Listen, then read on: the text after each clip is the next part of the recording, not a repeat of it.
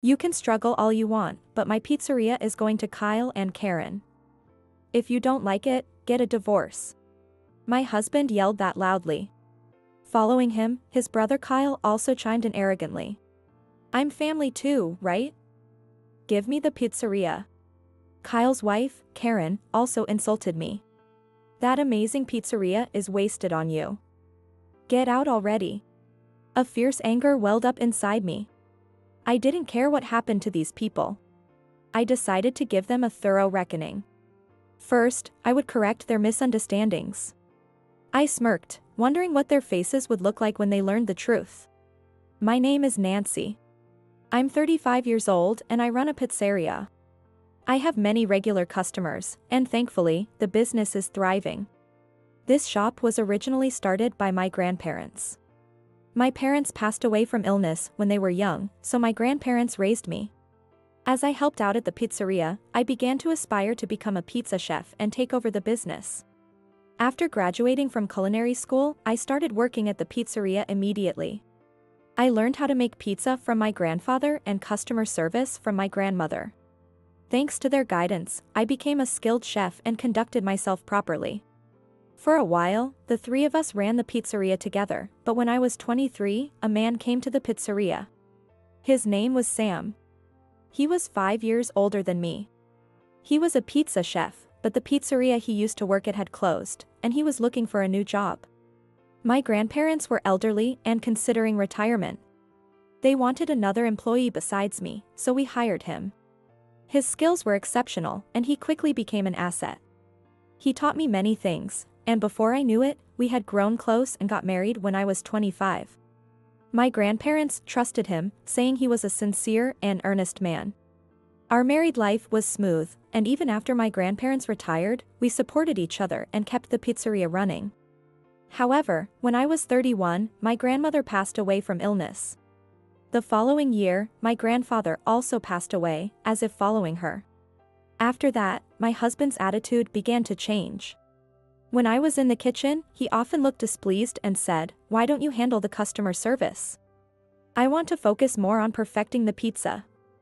So, I want to be in the kitchen as much as possible," pushing me out. I thought it was because of his strong passion for pizza, so I often took care of customer service. But his true feelings lay elsewhere. About 6 months later, I overheard him on the phone with someone, saying, "Nancy's a woman, right? It annoys me that she's a pizza chef." I was very sad. It was shocking to know my beloved husband felt that way. Pizza is a traditional dish, and there's a strong trend of women being excluded. As a result, there are few female pizza chefs. However, this notion has been diminishing, and more pizzerias are accepting female chefs. Moreover, I provide pizza that satisfies our customers. I wish he wouldn't dislike me just because I'm a woman. After he hung up the phone, he finally noticed me and hurriedly tried to cover up. I was just stressed out.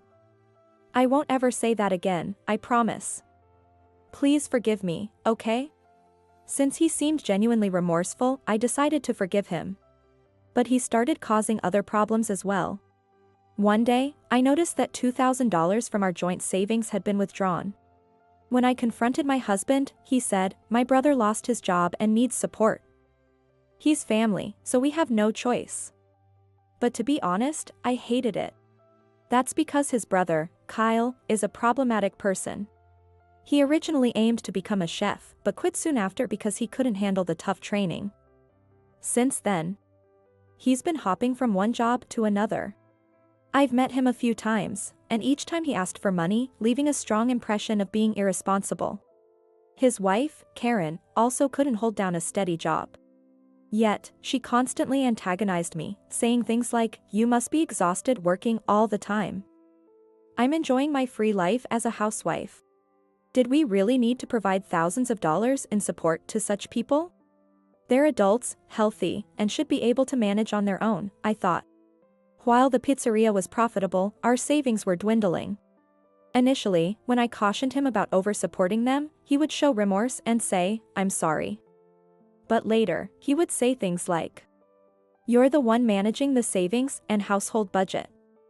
If you were better at it, we'd be fine," offering no real solution. Our relationship worsened, and I started worrying about our future savings, leading me to seriously consider our situation. Divorce crossed my mind briefly, but I dismissed the idea. My husband was skilled as a chef, and losing him would impact the pizzeria. Also, I clung to the unfounded hope that he would return to his old, responsible self. I later realized how naive that hope was. A few years passed since my grandparents' deaths, leading to the present. An unbearable incident finally occurred. On a day off, while I was hanging laundry at home, the intercom rang. When I answered, Kyle and Karen were standing there. "Hey, there. Starting today, we get to eat pizza every day." So happy. I couldn't make sense of what they were saying. When I turned to my husband for clarification, he nonchalantly said, "From today, they're going to be living with us for a while." I was even more confused. Upon learning more, I found out that they were in dire financial straits and couldn't even pay the rent on their apartment. My husband had offered, without consulting me, "You can stay at our place for a while." Moreover, since neither of them were working, we would also be covering their living expenses. I told him, "You can't make such decisions without consulting me." But he just said, "They're family, so it's fine," and didn't listen, forcing the cohabitation on me. My stress levels skyrocketed. On top of that, my husband would bring them to the pizzeria and feed them high-end pizzas for free. They acted like it was the most natural thing in the world, noisily devouring the pizza. To make matters worse, my husband even said in front of other customers, "You are on the house," causing regular customers to become suspicious. A regular named Mike frowned and cautioned my husband. "Sam, it's not good to keep giving family free meals. It will hurt the business." He showed a semblance of remorse, saying, "I'm sorry." Mike was a longtime customer and someone I had been close to since childhood. He was like a grandfather figure, always offering support. He would say, "Let me know if you need help." However, my husband didn't listen to his warning. He never complained to Kyle and always smiled at Karen. Watching this, a suspicion began to grow in my mind. I hoped I was wrong, but it was later confirmed. As my stress reached its limit, a major incident occurred. It happened on a day off. Actually, we've decided to give the pizzeria to my brother and his wife. It's always been his dream to be a chef, and I think it's a good idea. I felt like I was going to faint. Owning a pizzeria is a huge responsibility. I didn't think they could manage the business, and I didn't want to hand over the store I inherited from my grandparents to such people. I told them this clearly. This made them furious. My husband yelled at the top of his lungs. "That pizzeria is mine. I can do whatever I want with it. No matter how much you struggle, the store belongs to Kyle and Karen. If you don't like it, get a divorce." Kyle also spoke arrogantly, "I'm family too, right? Just give me the pizzeria." Karen also insulted me. "That pizzeria is wasted on you. Just get out already." A fierce anger welled up inside me. I didn't care what happened to these people anymore. I decided to give them a thorough reckoning. First, I would correct their misconceptions. I smirked, wondering what their faces would look like when they learned the truth. "I don't know what you are misunderstanding, but the pizzeria was inherited by me from my grandparents. It's in my name. So Sam cannot transfer it to you." When I explained this, my husband looked shocked. "But I'm your husband. I should have the right to do what I want with the pizzeria. Inheritance goes to blood relatives. Since we don't have children, my inheritance is mine alone." Finally understanding the inheritance laws, he was dumbfounded. I was also almost speechless at his lack of common sense. Maybe my husband, being so focused on pizza, didn't understand how the world worked. I had often felt this way throughout our marriage. Then Kyle got noisy. "Hey, you should have explained that beforehand." I finally raised my voice in anger. "What? You're the ones who made assumptions and acted on them. You barged in here, ate for free without working, and now you're complaining." Annoyingly, he argued further. "But I don't care about the name. We can run the pizzeria ourselves. You're not needed, so get out." I decided to really leave. If I stayed here any longer, I'd lose control in my anger. I packed only the essentials and left with a goodbye. After leaving, I stayed in a cheap business hotel for a while. There, I started planning my next steps. I didn't feel like trying to reconcile with my husband. I finally realized that the kind husband I knew was gone. Whether that was his true nature or something had twisted his personality, I didn't know. But I suddenly felt foolish for having trusted such a terrible man. I was determined to bring them to justice. I wanted Kyle and Karen out of the house too. How could I drive them out? After much thought, I made several phone calls and began my plan for revenge. I also went out a bit, and within a week, I was ready to return home. When they saw me, my husband looked triumphant. He smirked as he looked at me. "Oh, so you've finally come back to apologize. And only after a week? You really have no spine." He laughed loudly. Suppressing my anger, I presented them with several photos. At that moment, they were all stunned, but my husband and Karen turned pale. Meanwhile, Kyle looked confused and asked, "What are these photos?" "These are photos showing Sam and Karen's affair," I stated coldly. The photos showed my husband and Karen walking arm in arm, looking happy. Other photos captured the two looking very affectionate. Kyle finally grasped the situation and turned red with anger. "Hey, what's going on? How dare you betray me by having an affair?" His anger was intense. However, my husband didn't apologize, he became defiant. "Shut up. It's not my fault I fell for her. You were always out and about, so I ended up spending time with her." Karen also started making pathetic excuses. "It's your fault for not working. Compared to you, Sam is a respectable chef. Who wouldn't choose him?" She didn't work either, and Sam was far from respectable, having an affair. I was beyond angry, I was just exasperated. They started a low-level argument, and it looked like it would get out of hand, so I intervened to calm them down. I was irritated that I had to deal with this. Once my husband calmed down a bit, he glared at me. "How did you get these photos? Were you following us?" "No. I hired a detective to gather evidence of the affair. That's how I got these photos. I had visited a detective agency." He whined, "Hiring a detective is sneaky, but the sneaky one was the cheating husband. Not that he would understand that." Kyle asked a question. "How did you suspect he was cheating?" "Hiring a detective means you had a hunch, right?" I smirked. "We're married, so I can tell." It was obvious from the way he was overly friendly with Karen.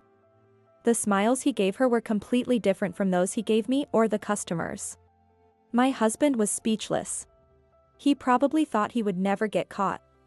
In his distress, he started rambling, admitting that he had put on an act in front of my grandparents and that he married me mainly to have his own pizzeria, not out of much love. Despite the deep wound this caused, I gave him a cold stare. "I loved you so much, but you betrayed me.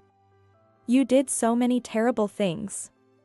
Do you have any idea how much I suffered because of you? Can you even imagine?" I said this harshly, and my husband finally fell silent. He looked regretful, but I had no intention of forgiving him.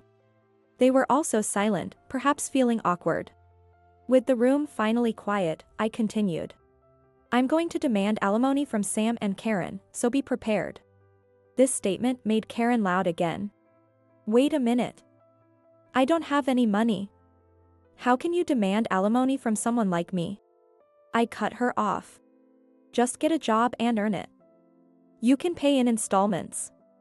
It's unacceptable not to make amends after hurting someone." She was so intimidated by my outburst that she simply replied, "Okay," and fell silent again. I pulled out a completed divorce form and made my husband fill in the necessary details. Once I submit this to the city hall, I'll be rid of this troublesome man. The affair issue was settled for now. But there were still things I needed to make them do. I asked them, "Do you realize you didn't just cause trouble for me?" They looked puzzled. Since they clearly didn't understand, I had to explain. "You gave terrible service to the customers, didn't you? Over the past week, I've been checking in with our regulars, and they all complained. The main complaints from regulars included making lots of mistakes without apologizing and loudly bad-mouthing customers in staff-only areas. One customer even reported that Kyle tried to pocket their change. When I told them about these complaints, their faces turned pale. Since you've caused so much trouble for our important customers, you'll need to apologize to them. I'm going to call the regulars now. And you'll apologize to each of them, I said. I took out my phone and started calling our regulars one by one. I briefly explained the situation, then had my husband, Kyle, and Karen apologize in that order. We repeated this many times. Every regular was very angry with the three of them, and the apologies took longer than expected. For Mike, whose address I knew, I sent them to apologize in person. When he saw their faces, he raised his voice. "You guys were terrible. How could you stand in front of people with such an attitude?